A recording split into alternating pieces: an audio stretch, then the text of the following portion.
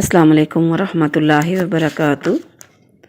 سورہ البقرہ پارہ نمبر 2 کی آیت نمبر 196 اور 97 کا ترجمہ۔ اعوذ باللہ من الشیطان الرجیم، بسم اللہ الرحمن الرحیم۔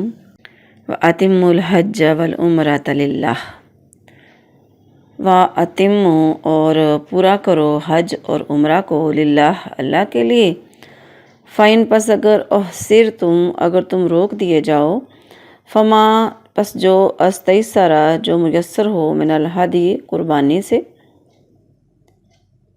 کر دو، ولا تحلقوا اور نہ مونڈو، رؤوسکم اپنے سروں کو، یا نہ منڈواؤ اپنے سروں کو، حتیٰ یہاں تک کہ یبلغا پہنچ جائے، ہدیو قربانی، محلہ اپنی جگہ پر، اپنی حلال ہونے کی جگہ پر۔ فمن پس جو کوئی کانا ہو، منکم تم میں سے، مریضاً بیمار، او یا بھی اس کے اذن تکلیف ہو، برأسہ اس کے سر میں، ففدیۃ پس وہ فدیہ دے دے، من صیامن یا پھر روزوں سے، او صدقاتن یا صدقہ دے، او نسکن یا قربانی دے۔ فائزہ پس جب جب تم امن میں ہو جاؤ، فمن پس جو کوئی تمتع جو کوئی فائدہ اٹھائے، بالعمرہ الی الحج عمرہ کے ساتھ حج کی طرف، یا عمرے سے حج کی طرف فائدہ اٹھائے، فمستیسرا پس جو میسر ہو، من الہدی قربانی سے وہی کر دے۔ فمن لم پس من جو لم نہیں، یجد پائے جو نہ پائے، فصیام پس وہ روزے رکھے، ثلاثۃ ایام 3 دن کے، فی الحج حج میں، وسبعۃ اور 7 اذا جب رجعتم جب تم لوٹ آؤ۔ تل کا یہ عشرہ 10 ہو گئے، کاملہ مکمل، ذالکہ یہ اس کے لیے ہے، لمن جو کہ لم نہیں، یکن ہو، اہلہ رہنے والے، حاضری قریب مسجد حرام کے، یا اہلہ اس کے گھر والے، حاضری قریب ہوں مسجد حرام کے۔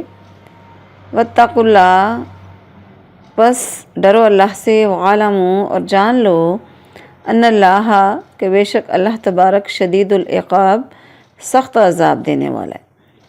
الحج اشہر، حج جو ہے مہینے ہیں، حج کے مہینے ہیں معلومات جو سب کو معلوم ہے۔ فمن پس جو کوئی فرض فیہن جو فرض کر لے ان میں حج کو، فلا پس نہ رفث نہ کوئی غلط کام کرے، ولا فسوق اور نہ ہی نافرمانی کرے، ولا جدال اور نہ جھگڑا کرے، فی الحج حج میں، وما تفعلوا اور جو تم کرو گے، من خیر بھلائی سے، یعلمہ اللہ اس کو اللہ جان لے گا۔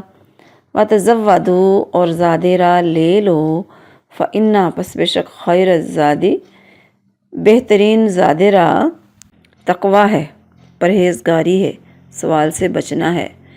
واتقونی اور ڈرو مجھ سے، یا اولی الالباب اے عقلوں والو۔ محاورہ ترجمہ۔ اور حج اور عمرہ اللہ کے لیے پورا کرو، پھر اگر تم روک دیے جاؤ تو قربانی میں سے جو میسر ہو کرو، اور اپنے سروں کو نہ منڈواؤ، یہاں تک کہ قربانی اپنے حلال ہونے کی جگہ پر پہنچ جائے۔ پھر تم میں سے جو بیمار ہو، یا اسے اس کے سر میں کوئی تکلیف ہو، یا روزے یا صدقے یا قربانی میں سے کوئی ایک فدیہ دے دے۔ پھر جب تم امن میں ہو جاؤ تو تم میں سے جو حج تک عمرے سے فائدہ اٹھائے تو قربانی میں سے جو میسر ہو کرے، پھر جو نہ پائے تو 3 دن کے روزے حج کے دوران، اور 7 دن کے اس وقت رکھے جب تم واپس جاؤ۔ یہ پورے 10 ہیں۔ یہ اس کے لیے ہے جس کے گھر والے مسجد حرام کے رہنے والے نہ ہوں، اور اللہ سے ڈرو اور جان لو کہ بے شک اللہ بہت سخت عذاب دینے والا ہے۔ چند مہینے ہیں حج کے جو معلوم ہے، پھر ان میں جو حج فرض کر لے تو حج کے دوران نہ کوئی شہوانی فعل کرے اور نہ نافرمانی کرے اور نہ جھگڑا کرے، اور تم میں سے جو بھی نیکی کرو گے اللہ اسے جان لے گا، اور زادرہ لے لو، بے شک زادرہ کی سب سے بہترین خوبی سوال سے بچنا ہے، اور مجھ سے ڈرو اے عقلوں والو۔ السلام علیکم ورحمۃ اللہ وبرکاتہ۔ سورہ البقرہ پارہ نمبر 2 کی آیت نمبر 196 اور 97 کی تفسیر۔ اعوذ باللہ من الشیطان الرجیم، بسم اللہ الرحمن الرحیم۔ رب اشرح لی صدری ویسر لی امری واحلل عقدۃ من لسانی یفقہوا قولی، رب زدنی علما وَأَتِمُّ الْحَجَّ وَالْعُمْرَةَ لِلَّهِ۔ حدیث میں آتا ہے کہ جو شخص حج یا عمرے کا احرام باندھ لے تو اس کے لیے جائز نہیں ہے کہ اسے پورا کرنے سے پہلے حلال ہو۔ حج کا پورا کرنا یہ ہے کہ یوم النحر 10 ذوالحجہ کو جمرہ عقبہ کو کینکریاں مارے اور طواف زیارت کرے تو وہ اپنے احرام سے پوری طرح حلال ہو گیا، اور عمرے کا پورا کرنا یہ ہے کہ بیت اللہ کا طواف اور صفا مروہ کی سعی کرے تو حلال ہو گیا۔ یعنی حج یا عمرہ فرض ہو یا نفل ہو، احرام باندھ لینے کے بعد پورا کرنا ضروری ہے۔ اس کا معنی ایک اور بھی ہو سکتا ہے کہ اللہ تعالیٰ کی خاطر حج اور عمرے کے تمام ارکان پوری طرح ادا کرنے ہیں۔ فَإِنْ أُحْصِرْتُمْ،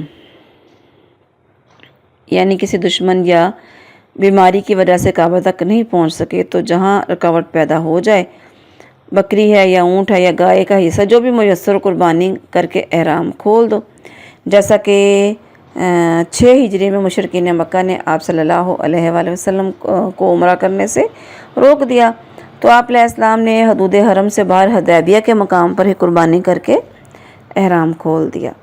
وَلَا تُحْلِقُوا رُؤُوسَكُمْ، یہ جو بات یہاں پہ بتائی جا رہی ہے یعنی حالت امن میں اس وقت تک سر نہ منڈواؤ، یعنی احرام نہ کھولو جب تک کہ حج اور عمرہ کے اعمال پوری طرح ادا نہ کر لو۔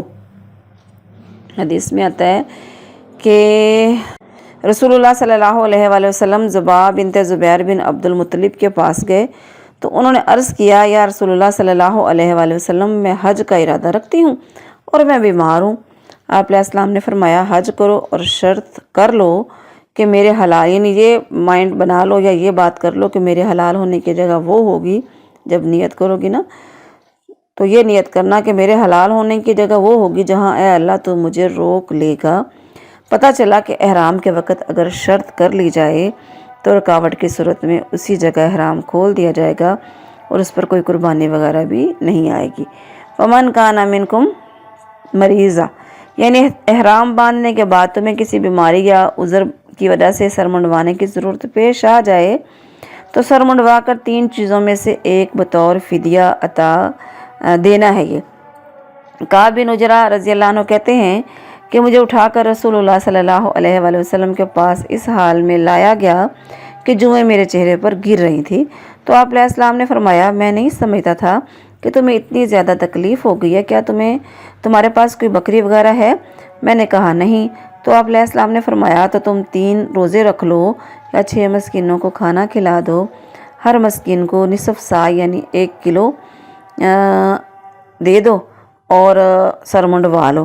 اب ہم کہتے ہیں کہ یہ کیسے اتنی جوئیں کیسے پڑ گئی؟ ہوتا دراصل یوں ہے، اب تو سفر آسان ہے، جلدی سے بندہ پہنچ جاتا ہے، اور ان وقتوں میں تو پھر دور دور سے اونٹوں پر، گھوڑوں پر اتنے مہینے لگ جاتے تھے راستے میں آتے ہوئے، اور احرام باندھنے کے بعد تو کنگھی وغیرہ نہیں کرنی ہوتی، تو اس لیے یہ مسائل ہو سکتے ہیں۔ تو ان میں سے جب کوئی مسئلہ ہو جائے تو اس کا حل پھر اللہ تعالیٰ نے بتا دیا۔ فَمَن تَمَتَّعَ بِالْعُمْرَةِ إِلَى الْحَجِّ، کوئی انسان صرف عمرہ ادا کرے یا صرف حج تو اس پر قربانی واجب نہیں ہے۔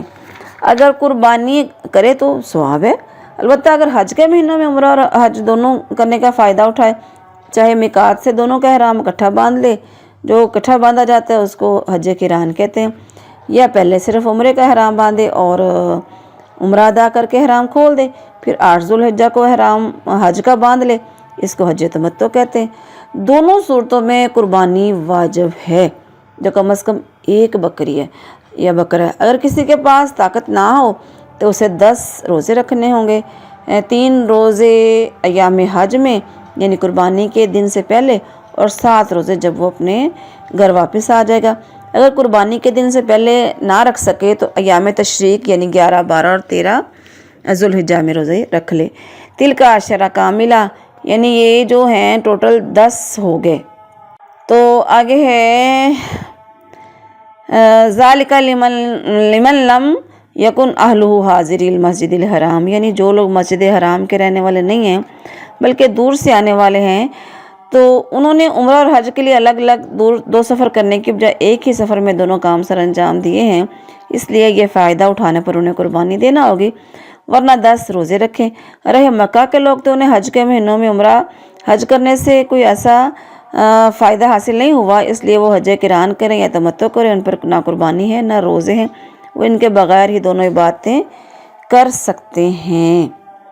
अच्छा, आयत नंबर 197 अल हज अशहुर मालूमात, उम्रा साल में किसी भी वक्त किया जा सकता है मगर हज का वक़्त मुकर्रर है।